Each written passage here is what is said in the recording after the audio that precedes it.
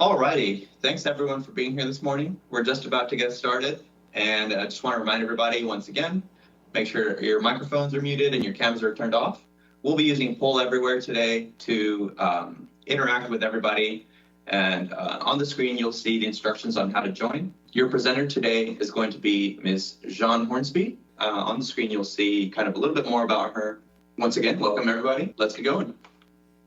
Hello, I'm Alan Wainwright. I'm with the Calcasieu Parish Police Jury. I am the Director of Engineering and Public Works. I want to welcome you today to our webinar, first of 4 webinars in a series designed to start the conversations on the parish-wide watershed management plan. Before we get started, I'd like to thank the Police Jury for its support in this effort, Finstermaker, our consultants who have managed the project, and our administration, who's also been with us every step of the way in developing this plan.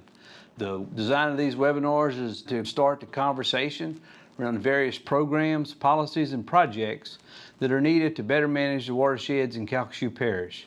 With that, I'll turn it over to Jean Hornsby with Finstermaker to carry you through the technical presentation of the webinar. Thank you. Thank you, Alan. As he mentioned, my name is Jean Hornsby, and I'm with CH Finstermaker and Associates. We're happy here today to be presenting along with some of our sub-consultants, Half Associates, CSRS, as well as De La Torres. Today we'll be giving you, as Alan said, just kind of an overview and an introduction of what the parish has been working on from a watershed planning perspective. This is the first of 4 webinars, and we hope that you enjoy what you're seeing today and join us for our upcoming webinars. A couple of housekeeping things. One is that this will be recorded, and we're glad for everyone to attend today, but we know that there's some people that may not have been able to attend. So the parish will be posting this recording to their website and pushing it out through various media outlets. So please share this information. That's what it's meant for, is for transparency. We're going to go ahead and get started. So as mentioned earlier, we are using Poll Everywhere as a resource throughout this webinar to keep it interactive and also to get feedback. A lot of this too, as Alan mentioned, we want to start the conversation. We've been talking about it, but this is something for us to continue to start implementing and making action to what the parish has been working on. So here on the screen is kind of the directions. You have the option of using an app, going to the website, or using the texting function. So whichever you choose, if you choose the texting function, whenever the poll comes up, you can select just A, B, C, or D of whatever comes on, or you can use the web function. So there'll be directions on each of the slides as we go forward where the poll is being used for anybody that maybe joins later. So we're going to go ahead and get started with a poll. So just so we can kind of gauge, who's calling in today. I know there's a lot of different stakeholders. Some of you might be here from Calcasieu Parish. You might be a municipal official. You could be a resident. So go ahead and enter in your option, whether it's A, B, C, or D, and we'll give everybody a couple of seconds to join and interact.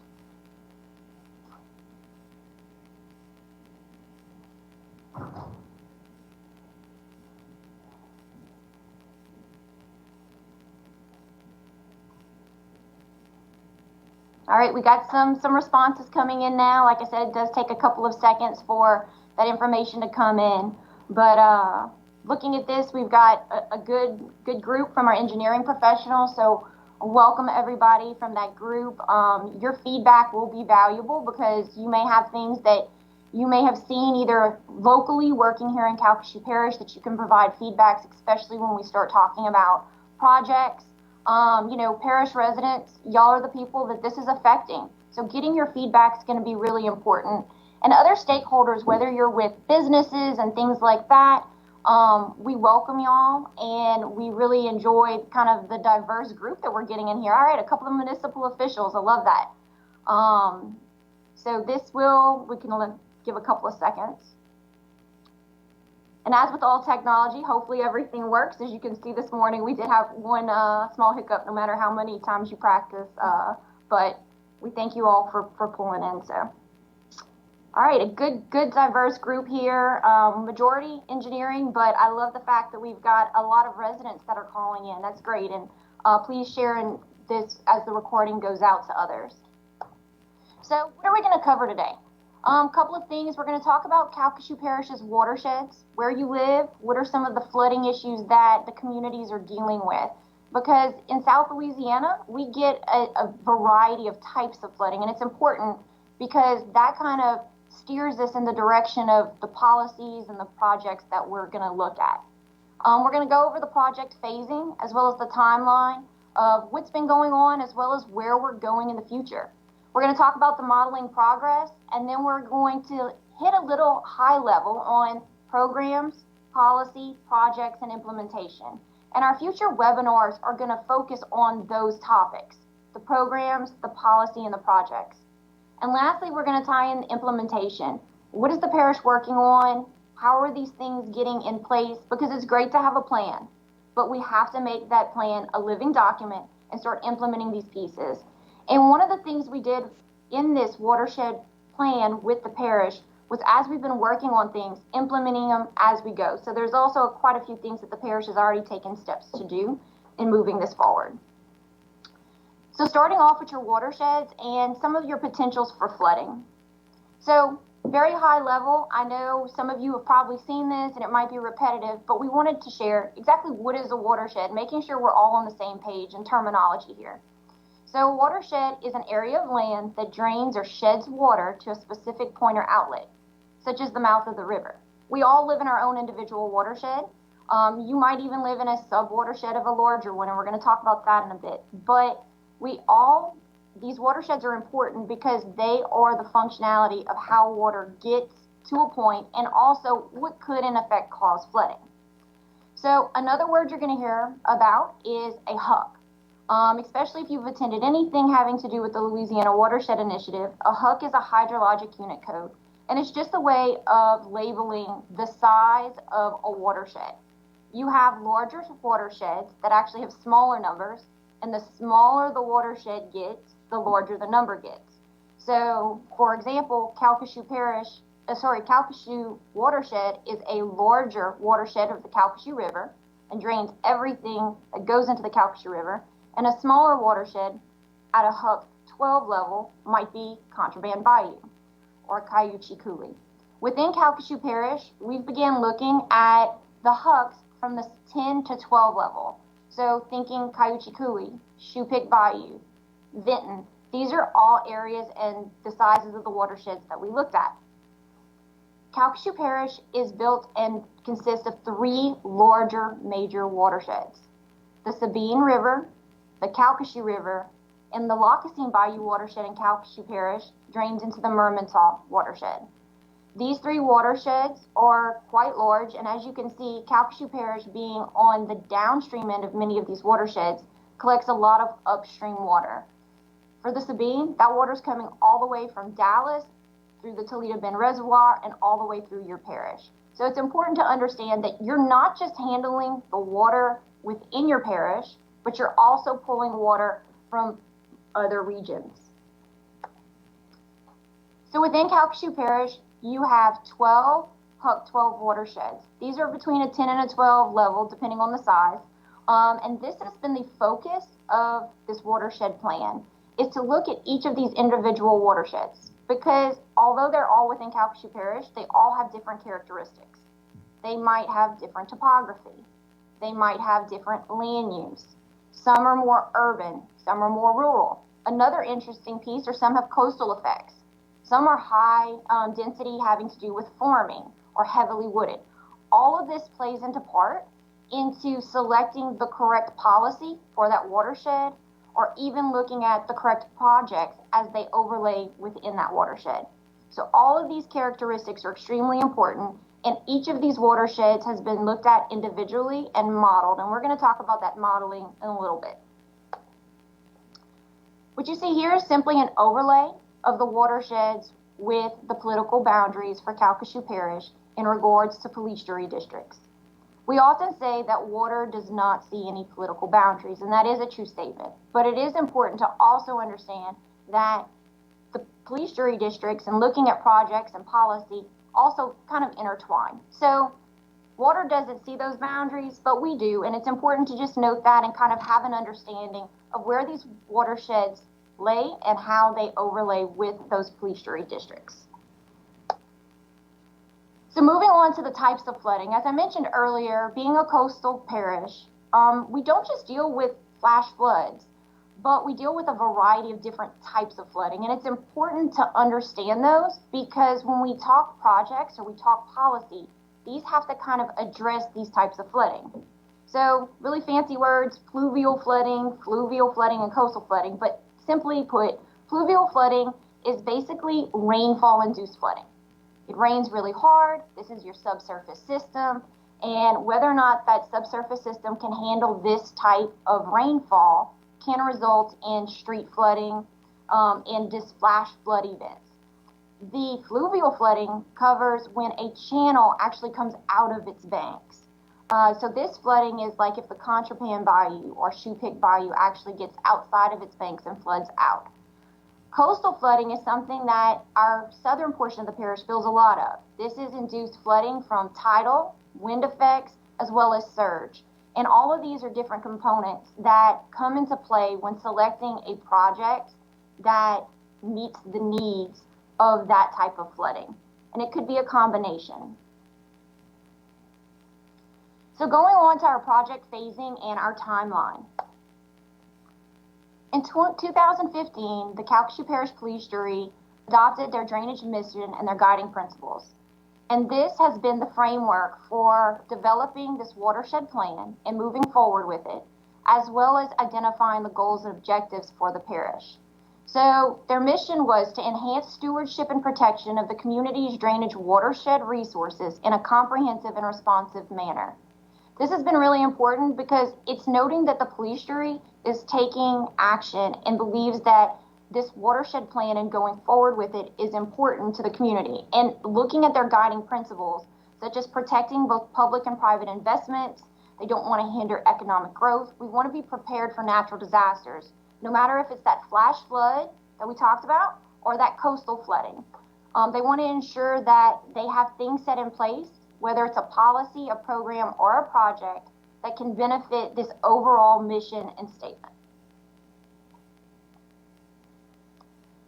So the Calcasieu Parish Watershed Plan has been divided up into 5 phases. We started off with a planning phase. We identified those goals and objectives, held a round of stakeholder meetings. We even began a pilot study, and that pilot study focused on the Lake Charles watershed itself. This was kind of a great step for us to figure out what was important to the parish, what were some of the controlling factors in regards to policy and projects, and how that watershed reacted.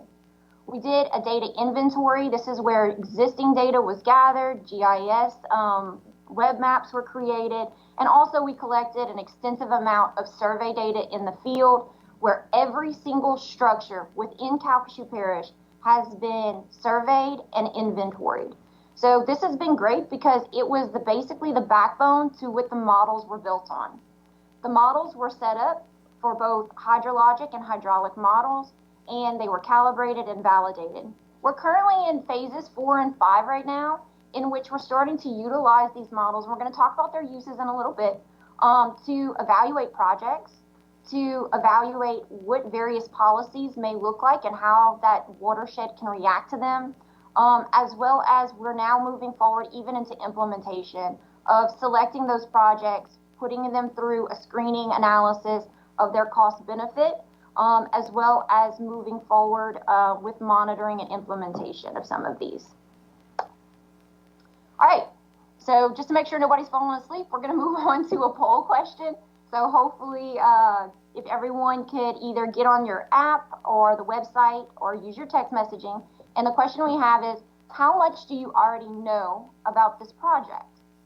So select A, B, C, or D, and we'll take a couple of seconds to kind of see what people know.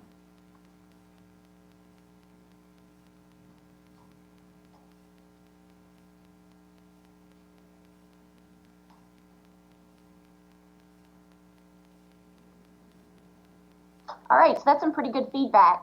Looks like we've got a couple of people who have heard about it and heard it mentioned. A couple more people know enough to explain to maybe their neighbor or have a good conversation, which that excites me because that means we can get some really good feedback. Y'all are already starting to think about this.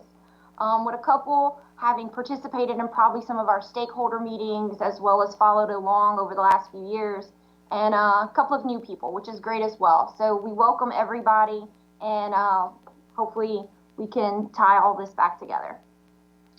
So what's been going on and what has actually been going through this process over the last 4 years? As I mentioned, we started off with planning. This planning piece was extremely important because not only were we looking at tying this together for the parish, but at that same time, the Louisiana Watershed initiative was introduced. And we're going to cover a little bit more on the Watershed initiative later, but this was a really important element for the parish because we wanted to coordinate with the Watershed initiative, ensuring what we were doing was complementary to those efforts.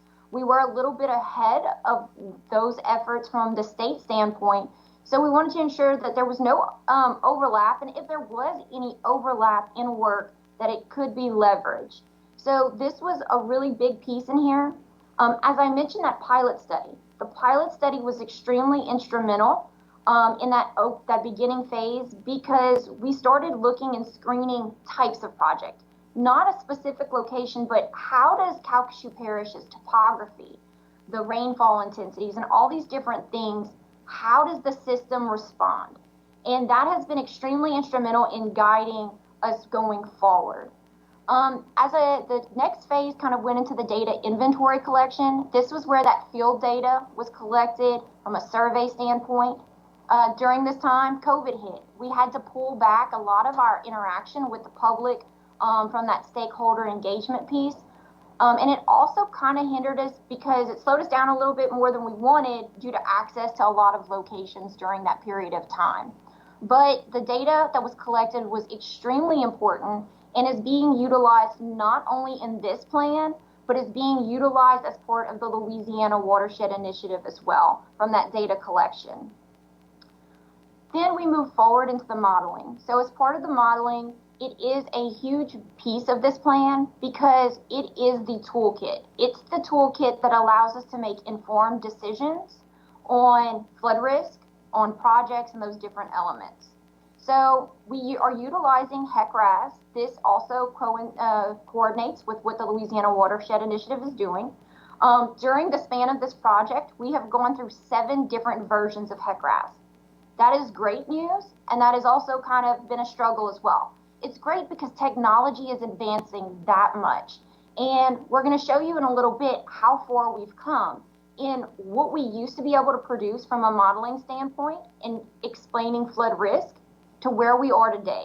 And that has been a huge contributor into pushing this plan forward to make those informed decisions. Also, during our modeling time, we had the hurricanes. This is something that was extremely impactful to the direction that we were looking at from this plan. This streamlined as well kind of our focus on ensuring that the projects we looked at and moving into that project analysis phase coincided with things that the federal government was asking.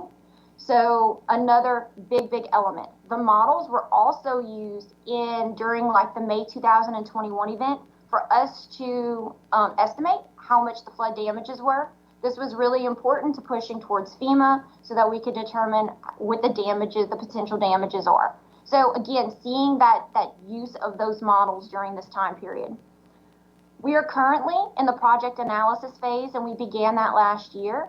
The models have been handed off to some consultants and are starting to look at projects and look at funding options through hazard mitigation grant funding and evaluating projects specific to certain areas. And we're going to talk about those in more detail later on in this webinar. So in the implementation phase, we began that is part of that HMGP analysis, looking at projects from cost benefit, and then moving them forward into the next phases of environmental as well as the engineering design. Other implementation pieces and part of the webinars that you're participating in is now talking about project and program selection. What are some potential programs that Calcasieu Parish can implement? We've got a list, we've got some options, but it's up to the people on this webinar as well as the public of how those get rolled out, which ones are the best for us to invest in at this time. Also, implementation of ordinance reviews. Notice saying ordinance reviews because Calcasieu Parish already has a really strong ordinance. But one of the things we're looking at is an ordinance is a living document. So are those ordinances the best for every watershed? Should they vary maybe between a coastal zone and an upland zone? Should some of them be rolled back? Or they're new ordinances? So that's also part of these webinars and the discussions. And lastly, maintenance programs. This is a big effort that the parish has been working on for quite a few years of implementing. Currently, there are ongoing efforts to clear many of the channels of the debris from the hurricanes. But once you get those clean channels, how do we make sure that those are continuously maintained? So that's another part of this implementation phase that we're going to discuss. So you've heard me mention the word Louisiana Watershed Initiative quite a bit, and it's important because we wanted to leverage and align as many of the different ongoing studies and projects that are going on across Southwest Louisiana. And Louisiana Watershed Initiative is one, but others worth noting are the 2017 and 2023 Coastal Master Plan, the Southwest Coastal Study. These are all really important, and you're going to hear me mention a couple of them as I go forward. But we wanted to align the efforts. For those first time on this call or first time hearing about some of this stuff, Calcasieu Parish is part of both Regions 4 and Region 5 for the Louisiana Watershed Initiative. And now we're going to hear a little bit from Pat Landry with Louisiana DOTD on the Louisiana Watershed Initiative. My name is Pat Landry. I'm the Deputy Assistant Secretary for Public Works and Water Resources for DOTD. LWI, the Louisiana Watershed Initiative, started as a result of the floods of 2016, where 7 trillion gallons of water was dumped onto the state of Louisiana. The state of Louisiana is receiving $1.2 billion in flood mitigation funds from HUD agency, and DOTD is one of 5 state agencies as part of the Louisiana Watershed Initiative. DOTD has been tasked with putting modeling contracts together so we can model the entire state of Louisiana on a HUC 8 watershed level. The models that Finstamaker has completed for Calcasieu Parish have been validated and calibrated. That is going to go a long way towards the modeling that they are doing currently for the Louisiana Watershed Initiative. They've done quite a bit of surveying already as part of the modeling for Calcasieu Parish. There should be a cost benefit for the Louisiana Watershed Initiative in terms of surveying. They won't have to be surveying quite as many streams and areas because of the work that they've done for Calcasieu Parish. So I know the Louisiana Watershed Initiative is very appreciative of the proactive approach that Calcasieu Parish has taken. We look forward to working with Calcasieu Parish and coordinating the modeling effort that is ongoing with Calcasieu Parish and LWI to a successful completion.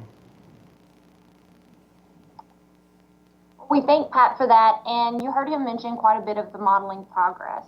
So we're going to go ahead and move into that and how these models are being built as well as how they can be used.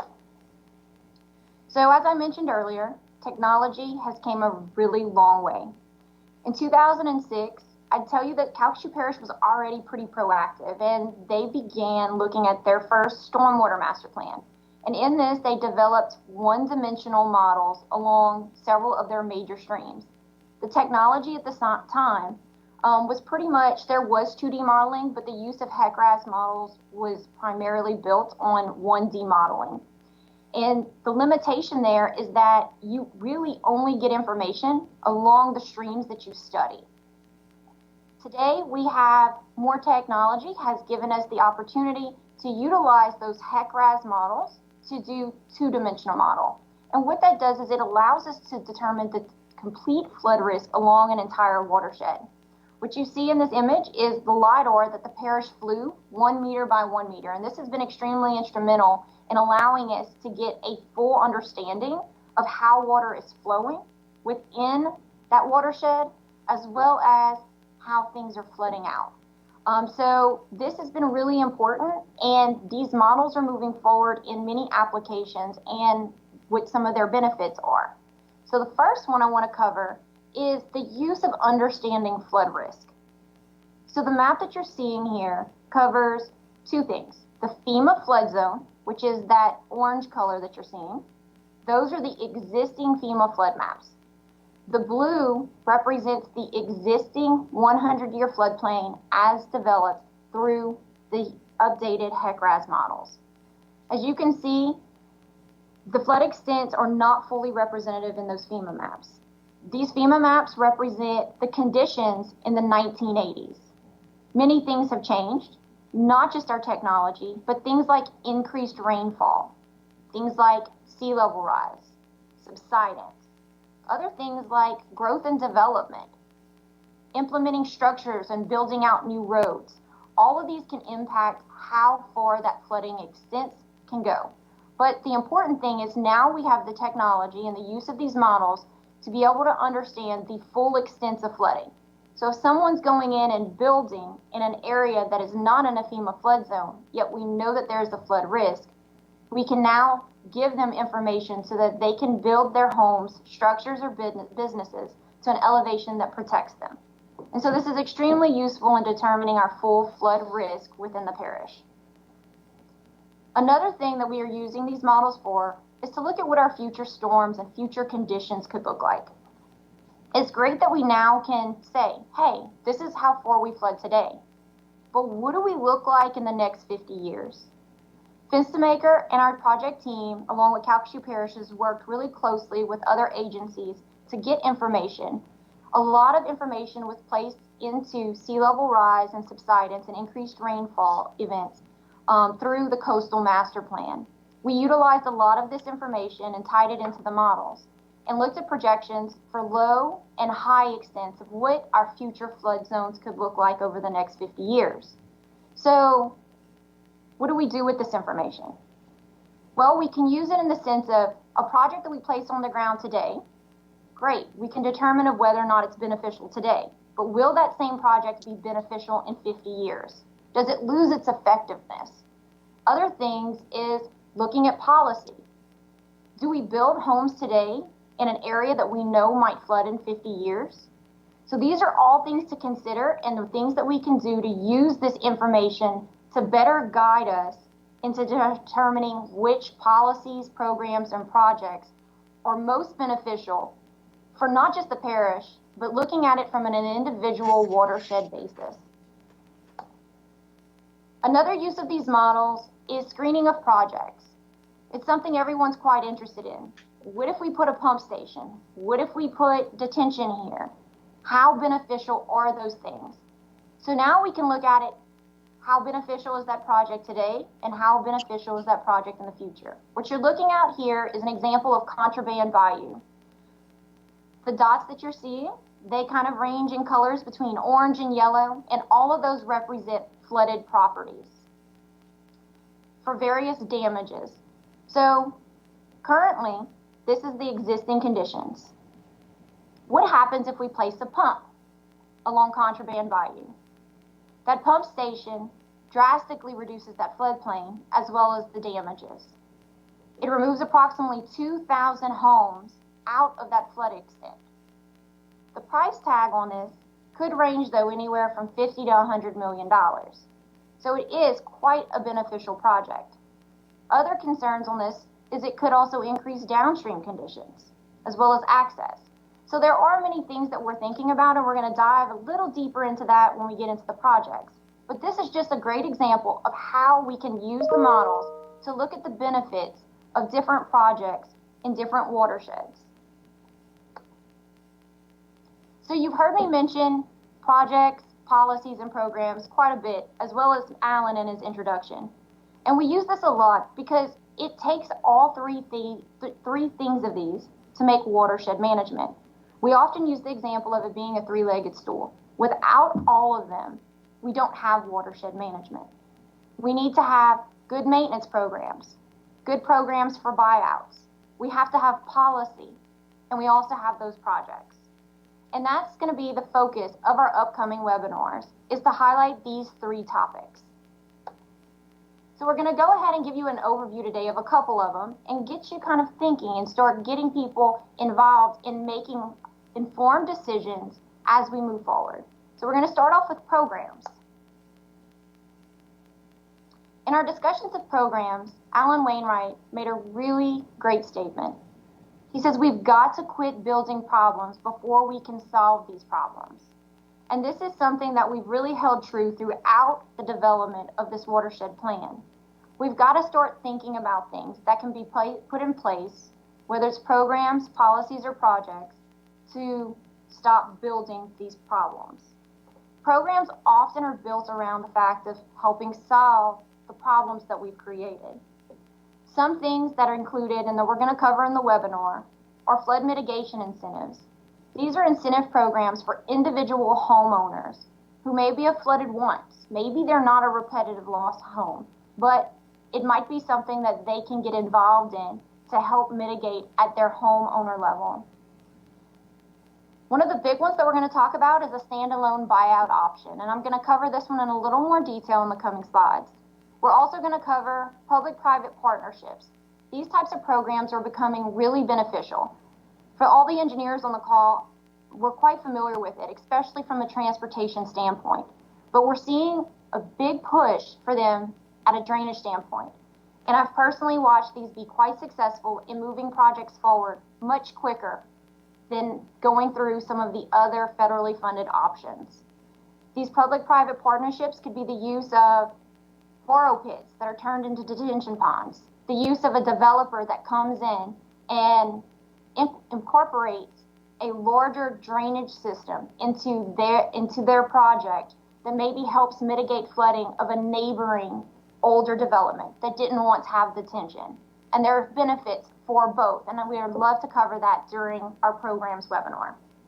Another one that many are familiar with, or some may not be, is the community rating system. This is a great program that touches the homeowners themselves. They see the benefits. This is a national flood insurance program that is initiated and that Calcasieu Parish and many of our municipalities already participate in.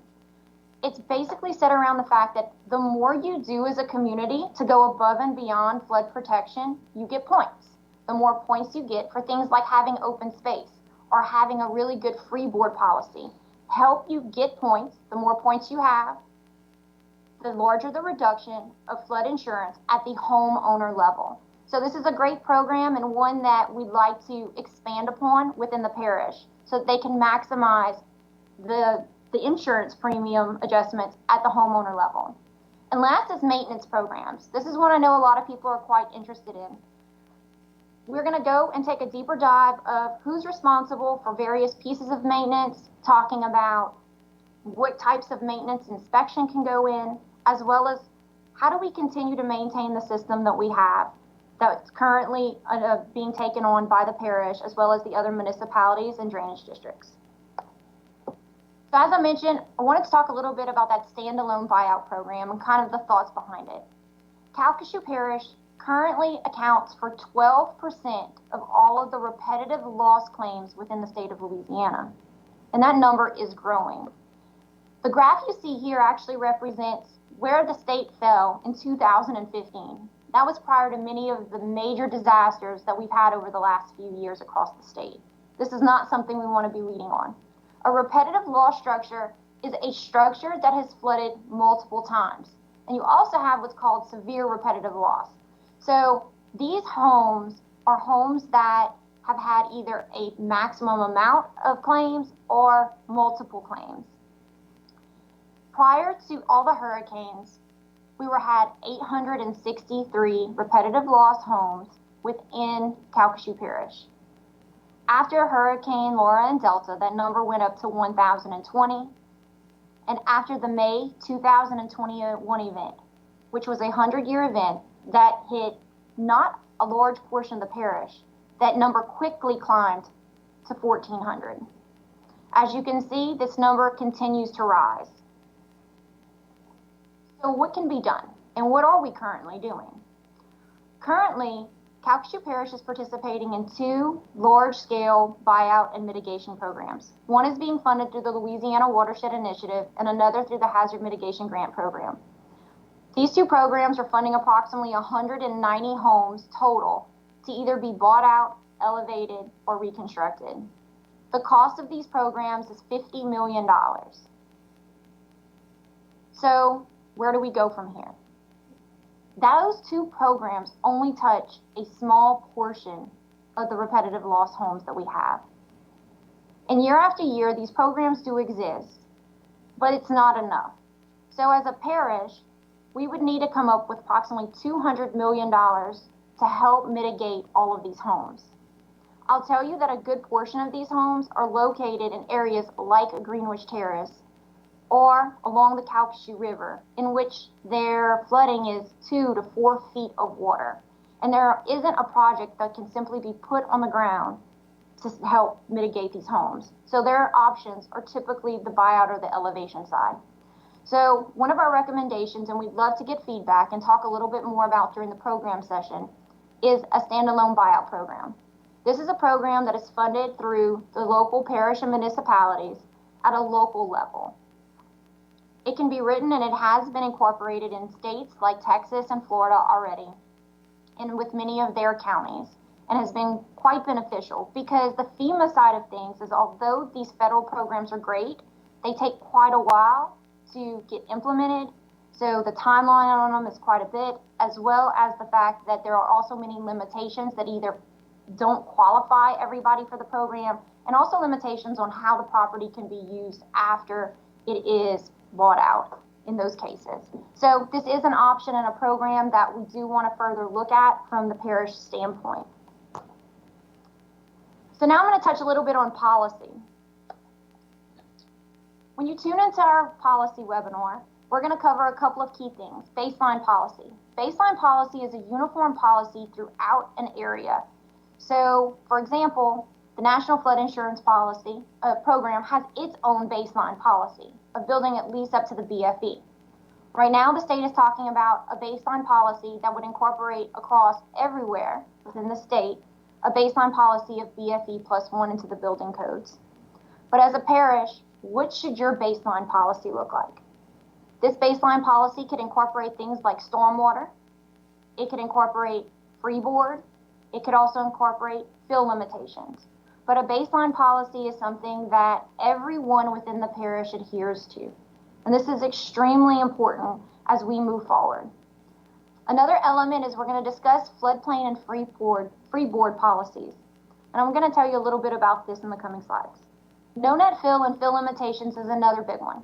Although it is a great policy and makes sense from a watershed protection standpoint, there are many things to consider. It's extremely hard to manage. There are also issues with permitting it, and does it make sense for everyone? So we want to start talking about that. Does it make sense in all areas and in all circumstances? Are there certain things that we should look at? No net fill is a great policy because it prevents us from continuously increasing that floodplain. But there are things that we can do and other options that we may want to talk about, and we're going to cover those in the policy piece. Land use planning and green infrastructure are another 2 things that we're going to talk about in policy.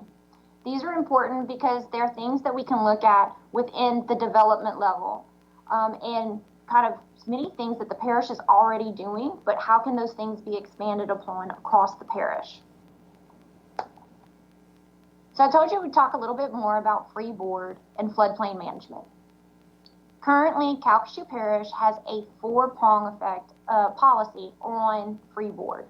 This means that anyone that wants to build a structure needs to build to the highest of any of these 4 things. The BFE that's on that flood map, the lowest grade of the road in front of you, the closest manhole, or 1 foot above the highest recorded water surface elevation or modeled elevation. This is a great policy and has often been looked at as something that other parishes have mimicked and other municipalities have across the state of Louisiana. So you should be very proud of this. But is it enough? The floodplain of today, as we talked about earlier, will not be our floodplain of the future. We don't know what we look like in 50 years. But one of our biggest concerns is that the homes that we're building today could be the homes that we're having to put into that buyout program in 50 years. An example of this is currently the estimates for sea level rise and subsidence are anywhere from 1.5 feet to 3 feet in this area. It sounds pretty absurd, but when you compare that we've already gone up about 1.5 feet in our BFE over the last 50 years, it's not that crazy. So is our BFE plus 1 enough? Many areas like Jefferson Parish and other places throughout the U.S. are starting to look at BFE plus 2. Is that something y'all should consider? Is that something that y'all want to talk about?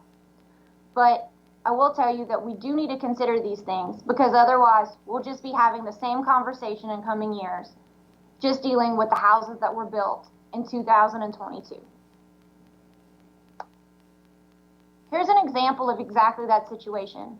This was an exhibit that was presented to the residents of Greenwich Terrace. The General Wainwright elevation of their street is 7.2 feet. And in a 100-year event, they saw elevations of 12 feet. Delta and Harvey, although a major event, saw an elevation of 9 feet in that area. If a home out there was built today, we would be building it much higher. And should we consider anything in this area, this is just an example, and should we consider looking at homes from an elevation standpoint for future elevations? All right, make sure I'm not boring y'all. We're going to take another poll. So this one is a quiz. So we'd like to know, what frequency storm does a natural channel carry at capacity flowing bank full? This is the channel that's behind your home. Think Contraband Bayou, think maybe Shoepick Bayou. What is the capacity that does it carry? Is it a 2-year storm? Does it naturally carry a 5-year, a 10, a 25, 50, or 100? And we'll give everybody a couple minutes. Oh, we got some people changing answers. No.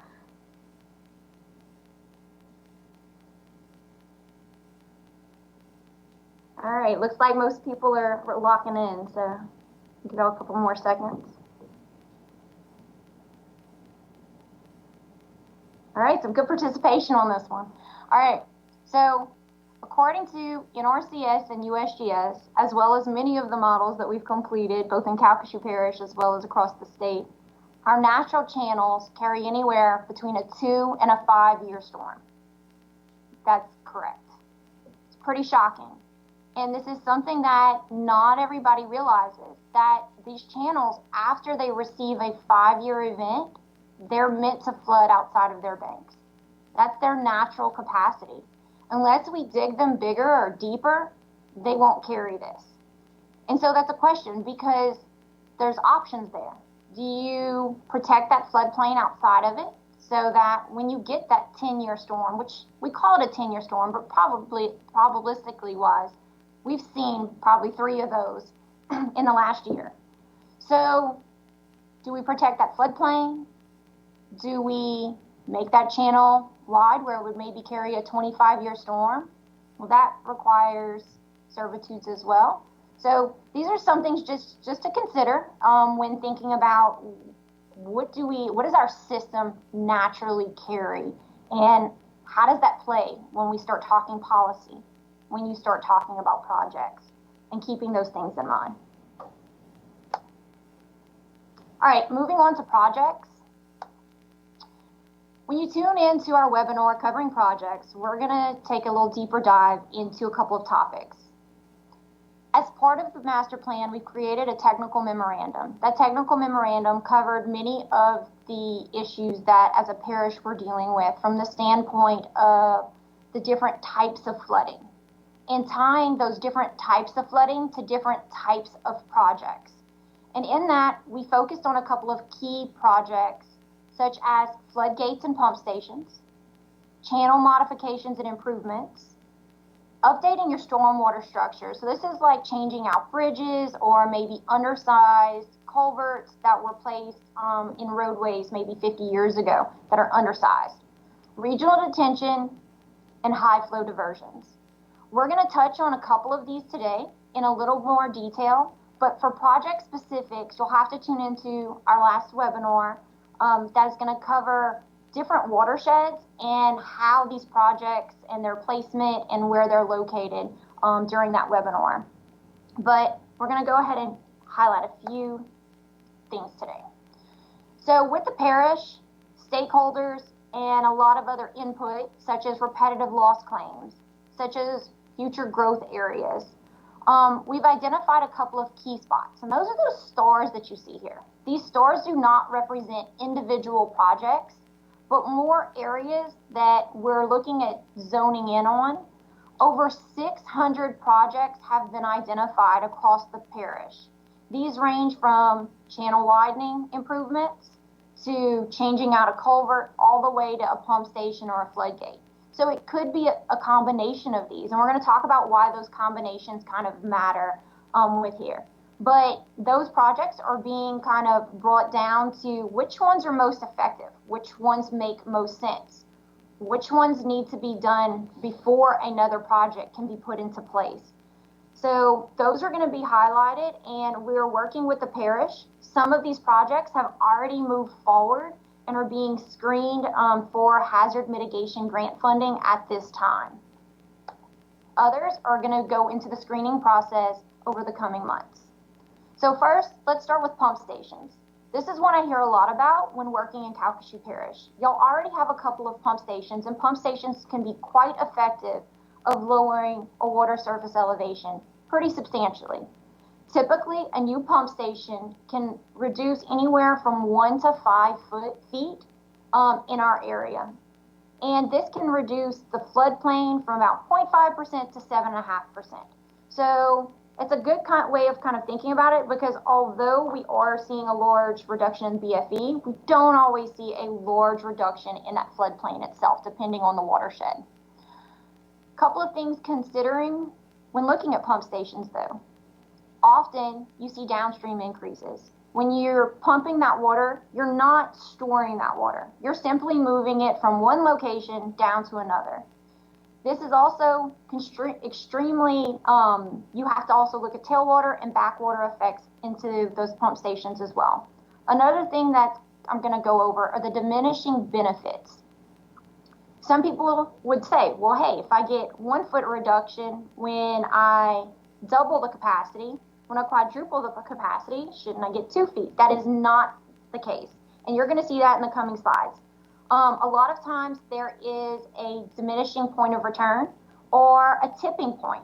Those pumps are quite beneficial up to a point, and then after that, they kind of flatline. And that kind of happens because of those downstream effects.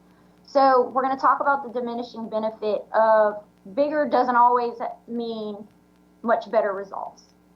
Considerations to take when looking at pump stations is access. A lot of times the best location for these pump stations is in an extremely rural area where access is limited. Also, utilities are often limited. And so all of these can be huge cost pieces of getting access to that spot, as well as pushing utilities to that location as well. Maintenance and staffing are another 2 things that are always considered when putting up a pump station. They need to have constant maintenance, they have to have backup systems, and they also have to have the staff to run them. Another thing is permitting. Permitting is another big obstacle, as well as access within the channel itself. We don't want to block the channel by no means. So you often have to have a gate system along with it to continuously have access for boaters and things like that. So the cost. Pump stations are quite expensive. They can range anywhere from $50 to $100 million, depending on the site location and the size of them. So it's often important for us to weigh how much benefits and what are the overall benefits, and then the overall cost of that project as well. So talking about their impacts, here's an example on Calcasieu Coulee that was done of increasing the capacity on the Calcasieu Coulee pump stations. This is the existing conditions. And what you see here is a depth map showing the depth of water in these areas. This is the reduction in floodplain with a 50% increase in capacity of those pump stations. And this is 100%. Okay, y'all may have thought I went really fast. So here's a comparison of the three. This is a great example of looking at the cost and the benefit of a project like this. The estimated cost to increase the capacity here is anywhere from $38 to $75 million. Yet it's very minimal, the reduction that we saw in the floodplain. So here's an example of two projects. Earlier we looked at Contraband Bayou, where placing a brand new pump station was quite beneficial, versus looking at Contraband Bayou, where increasing the pump capacity. So two examples of how these models are being used to screen projects and look at both the cost of them as well as the benefits that go into them as well. Another project of discussion is channel improvements. Channel improvements are things like widening a channel or increasing its capacity. Most channel improvements see anywhere from a 0.25 inches or a quarter of a foot to 2 feet in water surface elevation. Most of the time, the largest benefit of a project like this isn't actually seen where we widen the channel itself, but on the upstream portions of the laterals that drain into that channel. So this is often something that's discussed because the landowner that's often giving up the property to widen their channel is not actually the landowner that's seeing any benefit from that project itself. They're seeing much further upstream. Another limitation of channel improvements is downstream tailwater. Just because we get the water out faster, we also can often take the water in just as fast, especially in tidal regions. Another thing to consider are those downstream increases, like we talked about even with the pump stations. We're moving the water much faster from one location to the other, and that's not very neighborly, nor do we want to increase the impacts of anyone downstream. So this is something to consider when looking at channel improvements. There are other considerations to take, like access and servitudes. A lot of times we see a project like a bench cut or something where we're increasing capacity, but we don't have access, or the servitudes don't currently exist along that channel. This is important, and this ties back to policy. Like we said, all of these things tie together. So having appropriate access and servitudes along these channels is extremely important. But you can look at channel improvements as adding greenways along them and conserving that floodplain. That's extremely important for these larger flood events. Another thing to consider for channel improvements is our permitting as well. Yes, when we do a channel improvement, although there's already a channel there, we still have to go through the Corps. We still have to get a permit for these types of projects. We can lengthen the timeline. So what are the costs of doing channel improvements? They vary quite a bit, but most of the ones for these large channel improvements are ranging anywhere from $1,000 to $2,400 per linear foot for these types of projects. So again, we need to look at the cost and the benefit. And I'll tell you, a lot of time channel improvement projects have to be tied with another project, such as detention, in order to minimize those downstream impacts. Detention ponds. It's a great transition for us. Detention ponds are a buzzword. You hear a lot about them because they are useful. They're one of the few projects that you can put in place that has no downstream impacts. You're basically creating additional storage within a system. That dirt does have to go somewhere though. So it's important that that fill material is mitigated and placed in a location that meets our ordinances. The benefits for regional detention range anywhere from 1/2 foot to 1.5 foot typically. And one neat benefit from it is that we can incorporate quality of life features. These can often be turned into parks or recreation areas. They can be tied with things like fishing or walking trails. These are great amenities to the people who live in this area. The benefits are often localized within the regional detention area, however. And also the size of it can also be of consideration as well. Similar to the pump station, bigger does not always mean much better. So it does take time for these ponds to fill up, and timing is a key in South Louisiana. How fast does that storm event hit? How fast can that water actually get into this pond? And how fast does that pond fill up? These are all important things that can trigger whether or not this pond is of benefit. So looking at different sizes and their location are two important things as well. Location is the key. A lot of times we hear, hey, there's this available piece of property, it would be great for detention. But when we look at it from a hydraulic standpoint, it doesn't always show the benefit that we'd like to see.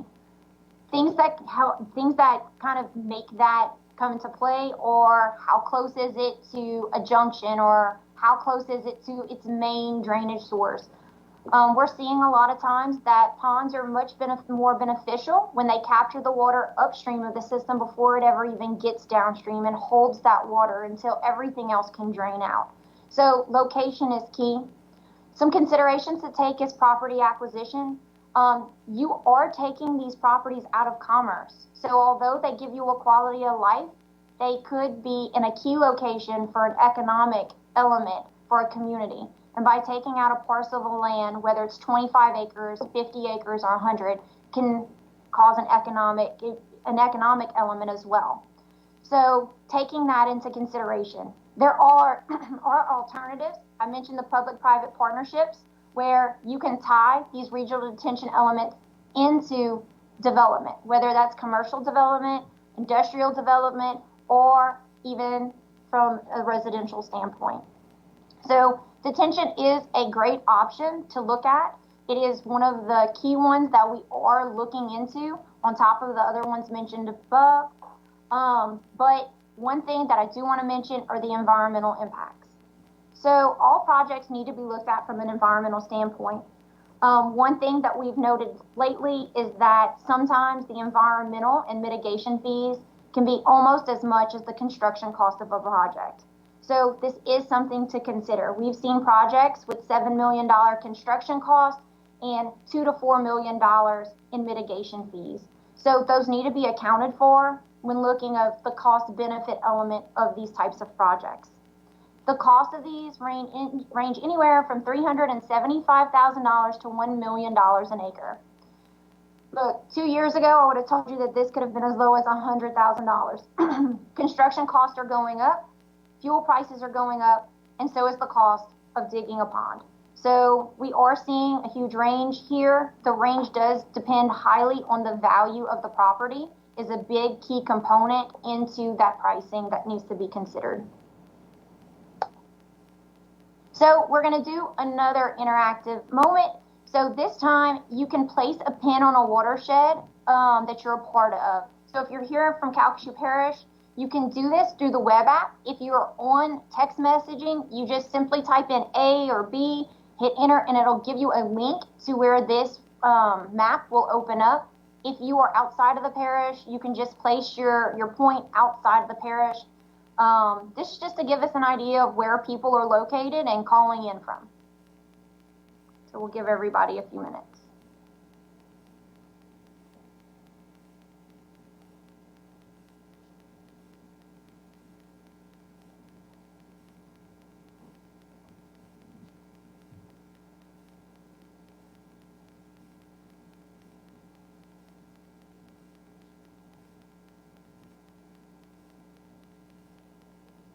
Looks like we're getting a good mix. A couple of people from the Lake Charles area.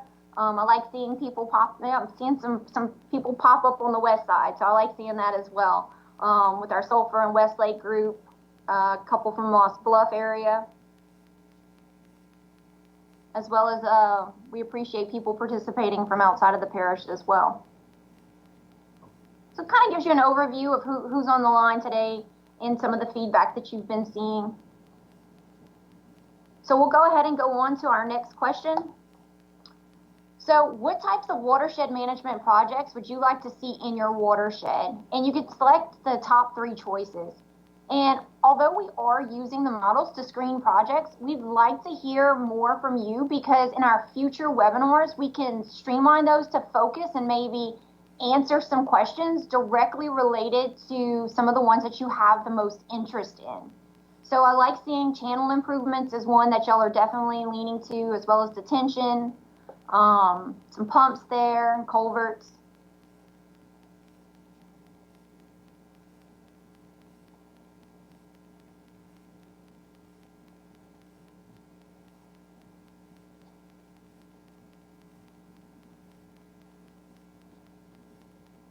All right, looks like we have a good bit on channel improvements, and I think that's a lot tied to a lot of the elements that we talked about earlier, including the use of that existing floodplain in those channels as part of like a greenway or floodplain conservation areas, and the detention ponds as well. So good feedback, guys. Thank y'all.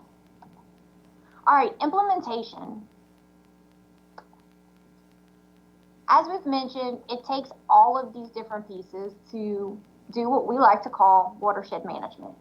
These are strategies that we can put into place, but it takes them all working together. A lot of times these are defined as structural or non-structural. Structural are the things that we kind of went over in the projects section. These are things that you can construct, like the channel improvements, the floodplains, the floodgates and pump stations, and more things that the parish can incorporate into their capital improvement program. On the other side, we've got the non-structural. These pieces are those policies, the buyouts programs, also open space and floodplain conservation. These are really big elements. Open space and floodplain conservation have been really beneficial and something that they're doing a lot of in Texas and Florida. So those are considered non-structural elements. And I'll tell you that it takes a combination of all of these together for us to reach our goal. And remember, those goals are to help both our existing flooding conditions as well as to help our future flooding conditions. Another important element of implementation is funding. There are several ways that you can fund a project. You can self-fund a project. You can also look at grants or loans as other options as well. One that you're hearing a lot about right now is probably the HMGP or federally funded projects. The important thing on these projects is every project must meet a benefit cost analysis. In order to meet the federal program, the benefits and the costs must give you a ratio of 1. So this is extremely important as these models are now being used and can answer those questions of, is this truly a beneficial project? Other things is for hazard mitigation grant program funding, we cannot have any negative downstream impacts. You cannot make any one situation worse. Other things that within these programs is a local match is usually required for a lot of these different grant programs, as well as meeting all of the environmental clearance needs. And we mentioned some earlier in regards to wetland mitigation. Other things too are endangered species need to be noted. I've had projects that have gotten halted for turtles and butterflies. So those are things that are really important to consider when looking at how we're gonna fund a lot of these projects. Other options for funding include programs like the Louisiana DOT Flood Control Program. This is a state-funded program that you can apply for yearly. These need to be projects that show benefit to an area. They usually are focused more on repetitive loss benefits. Other programs that come through the federal side, you do have pre-disaster mitigation programs, as well as flood mitigation assistance programs, or also 2 other federally funded programs. Another one is through the Louisiana Watershed Initiative. You heard Pat Landry mention earlier that $1.2 billion is coming to Louisiana. This funding is earmarked for parishes that were devastated during the 2016 year. So 50% of that funding needs to go to those parishes.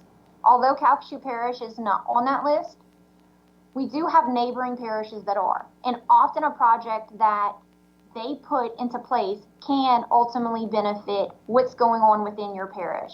For example, there's water, as we mentioned earlier, that flows from Jeff Davis Parish, from Beauregard Parish, and even projects along the Sabine River that can benefit the amount of water that's coming through Calcasieu Parish. So it's important to not only look at our projects within our parish boundary, but to support projects that are maybe coming out in other areas as well through this program. But funding is something for us to consider. I will tell you that it's also important that even if you are not doing a federal program that requires a benefit cost analysis, we are doing BCAs for projects across the board. It's important use to ensure that all of your tax dollars meet these standards to ensure that we are doing projects that are beneficial and cost effective. So how are we sharing this information? You heard a lot today, and you're going to be hearing much more in the upcoming webinars. One thing that we've done is we have set up a story map. This story map, you will receive a QR code that you can scan at the end of this webinar and have access to it. On the story map, you can learn all kinds of information. There are surveys for you to report flooding. There's feedback locations. You can learn about what a watershed is. You can learn about the basics that we covered here today on HUC information. Zooming in and figuring out which watershed do you live in? Which sub-watershed do you live in? Which district are you in regards to police juries or your drainage district? All of this information is very valuable for you at the local homeowner level. It will also cover your types of flooding and what are some of the effects that you've seen personally from these types of flooding. Covers historic events. It gives you access to your gauging network. You can see aerials of what we looked like in the 1950s and what does Lake Charles look like today, and gives you an idea of why do we have more water. You can also go over some of the structural and non-structural information we talked about today. Talking a little bit more about the buyout programs, the elevations of homes, learn more about the utilization of pumps and channel improvements and greenways. All of this is accessible and it's a live website that you will be able to access and view. When we ask you to share this, push it out because it's great information, not just here for the people who are in Calcasieu Parish, but for people across the state. Currently, the flood maps are located and you have access to many of the FEMA resources that can be really beneficial to people during and after a major flood event. And lastly, there is an interactive web GIS system that is focused on drainage. It shows you it shows you projects that have been completed, laterals, and lets you get a little bit more familiar about the system itself and how things are working within it. Because you may just see a channel or a ditch in your backyard, but it is part of a much larger system. And it may be something that's happening upstream or downstream that is contributing flooding to your area. And I say that because it's important that you report these types of things if you see it. So, our last question.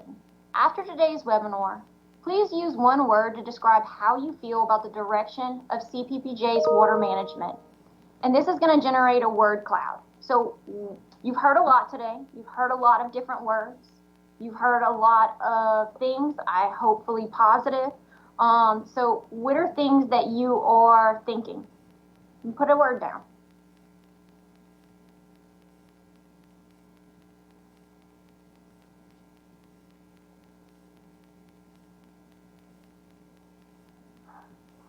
There's some good ones on here. Make a couple of us laugh. So.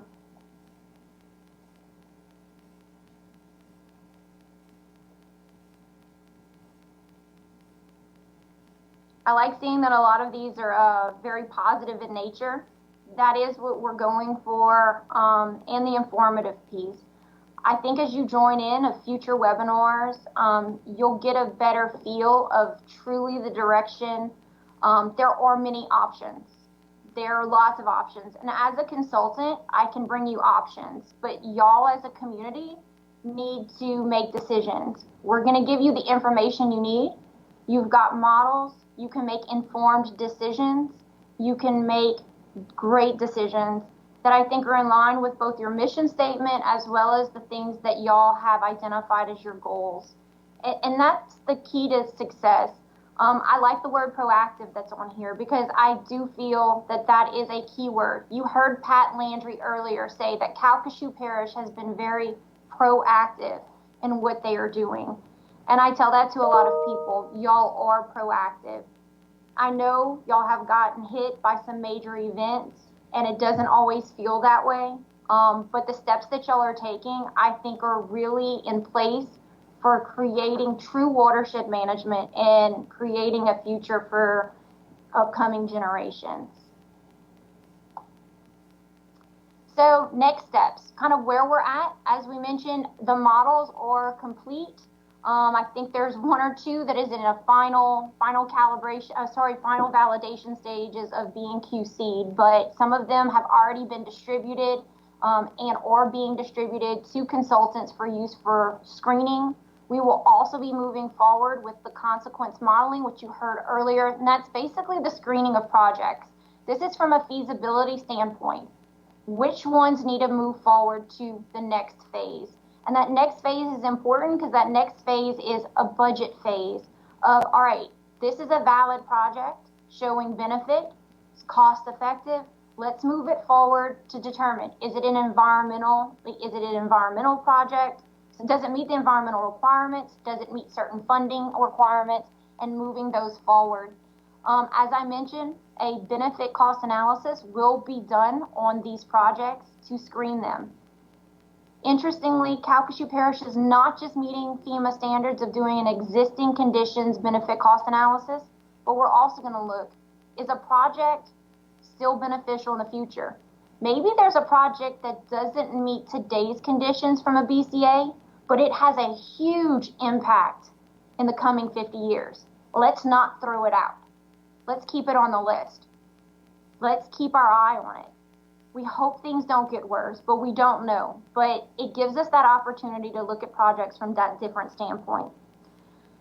Next will be the management plan. Part of that management plan is going to be tied to this story map. That's how most of this information will be relayed. But that management plan will also detail those projects. It will also cover the next steps for ordinances and programs. And at the end of the year, we see Calcasieu Parish moving forward with much of the implementation.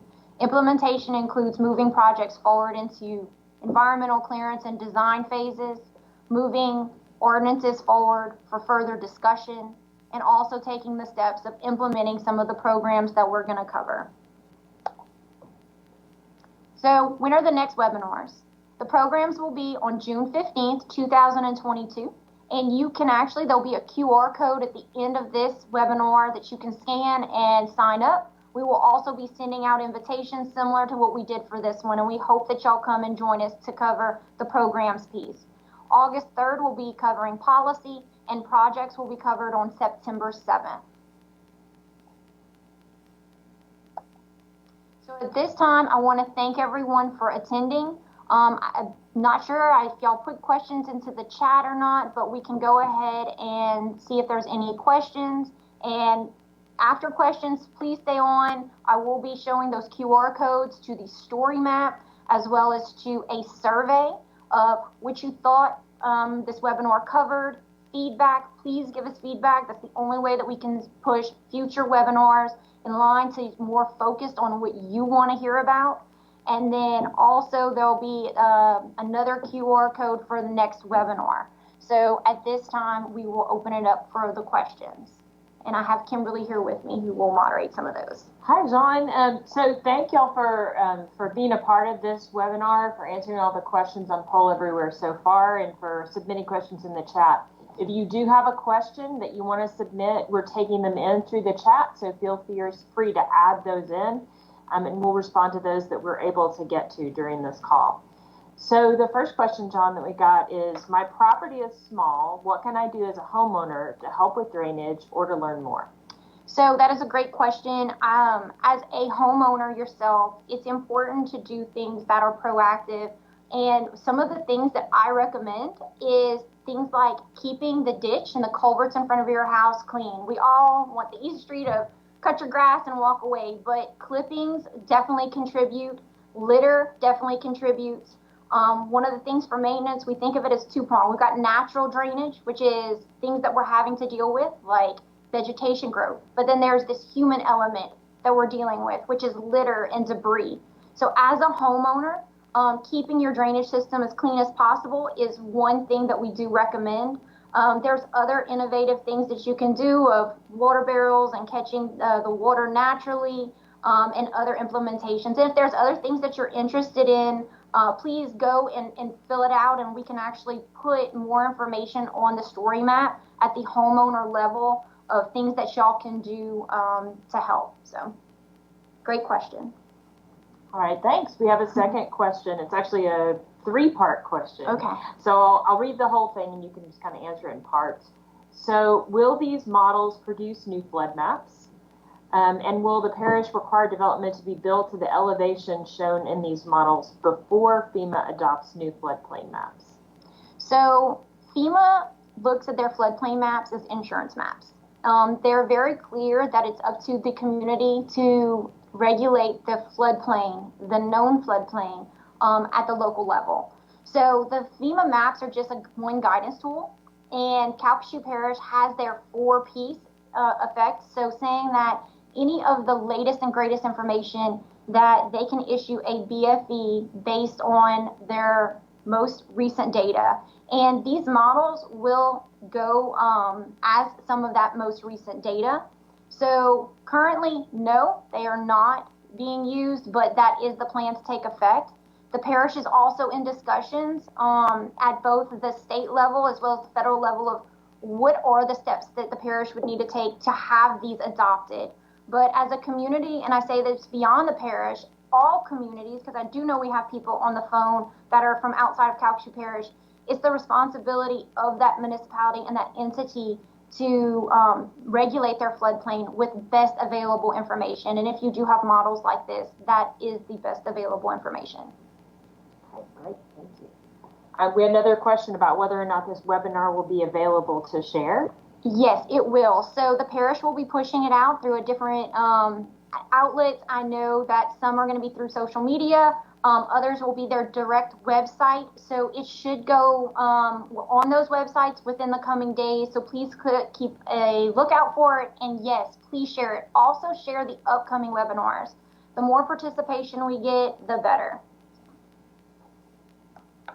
Should we show a little bit more of a reminder of what those webinars were again? Yes. So folks get another glimpse of them? We sure can. So here are those dates again, if you want to write them down. And please pass these dates on to other people.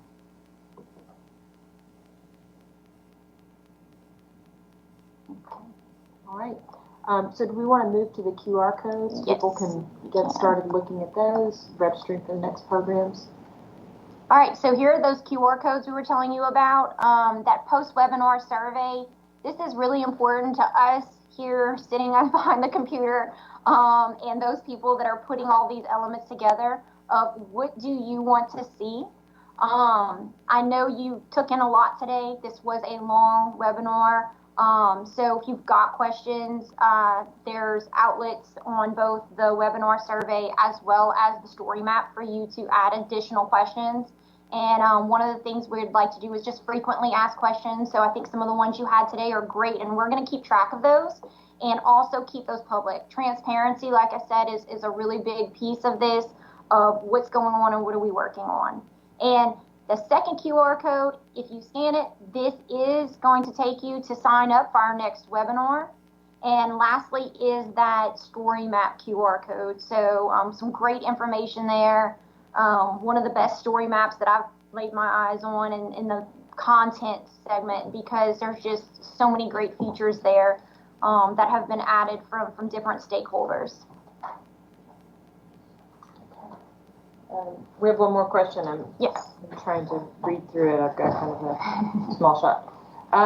Okay, so how much information and knowledge was gleaned from the spring 2016 floods that occurred in Lake Charles, as well as elsewhere throughout the state?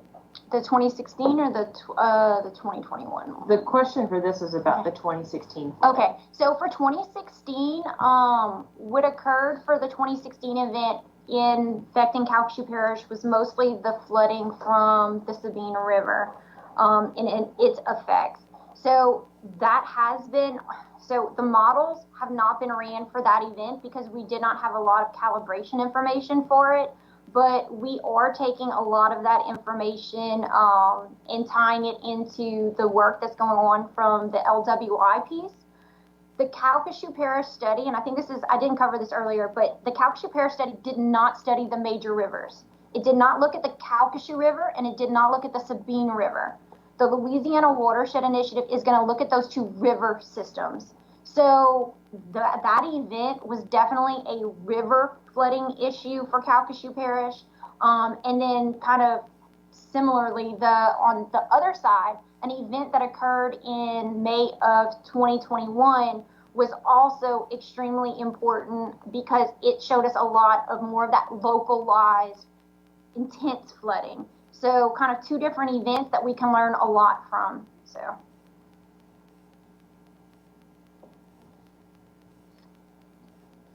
I think we wanted to make sure that you all see the second, all these codes are different. So the second one will help you register for the upcoming programs. And I think we wanted to talk a little bit more about the story map, which is what you'll get from taking a snapshot of the third QR code. Correct. So as I mentioned, when you saw the little video of the story map, there's a lot of information here. Probably will take you a few hours to go through if you are a reader and want to geek out on some of the stuff. But it is also going to be a live story map. And by that, I mean, keep going back to it because it is not going to stay the same. We plan to continuously add information, whether it's reports, videos, or links to videos. It's also going to continue to have other information that we get from feedback from these webinars will be incorporated into it. It is your location to stay informed. And again, it's also a great location to provide feedback in as many ways as possible. I have Brooke here with me, but they can also upload pictures, correct? Yes. Yes. So Brooke did confirm pictures can also be uploaded to the story map, which I know is something that a lot of homeowners at the local level take pictures of the flooding that they see during an event. And as a modeler, those pictures are so important for us, but it's also important for us to be able to track that and look and try and target those areas for y'all.